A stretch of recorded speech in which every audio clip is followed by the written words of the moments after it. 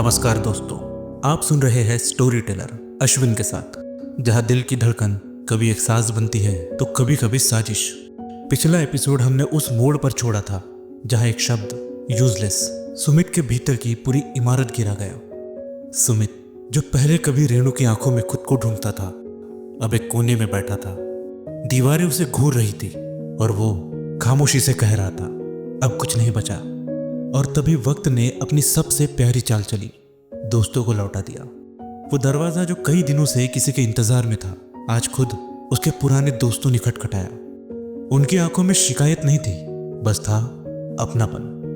कहते हैं ना, सच्चे दोस्त माँ बाप जैसे होते हैं, कम बोलते हैं पर बहुत कुछ जानते हैं। उनकी मदद से सुमित ने फिर से एक शुरुआत की। अब अपना पुराना कमरा पीछे छोड़ एक नई जॉब, एक नए शहर में। पर सच तो ये है, नया शहर, नई नौकरी, सब कुछ बदल सकता है, पर अकेलापन वो नहीं। सुमित सुबह उठता और सुबह की बस में ऑफिस की ओर चलता। बस मानो नींद में चल रही हो। दोपहर का लंच जहां थाली में रोटी कम और खामोशी ज्यादा होती थी। सुमित शाम को ऑफिस से लौटता तो उसका कमरा उसे ठीक वैसे ही मिलता, खामोश और खाली। और फिर एक दिन बस की वही खिड़की वाली सीट जिस पर अब अकेले बैठने की आदत हो गई थी, आज उसके सामने एक लड़की बैठी थी।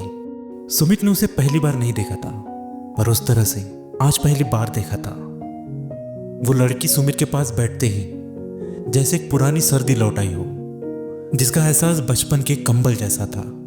उसकी आंखें शब्दों से ज्यादा बात करती थी, मानो जैसे कह रही हो, मैं तुझे जानती हूं, तो वही है ना जो हर बार अपने टूटेपन में भी मुस्कुराता है। उस दिन सुमित को बस की खिड़की के बाहर कुछ नहीं दिखा, क्योंकि पूरा दृश्य वो तो अंदर ही चल रहा था। क्या ये एक नए प्यार की शुरुआत है या फिर एक और इम्तिहान? जानेंगे अगले भाग में। आप सुन रहे थे स्टोरी टेलर अश्विन के साथ, जहां दिल की दरारों से ही रोशनी आती है।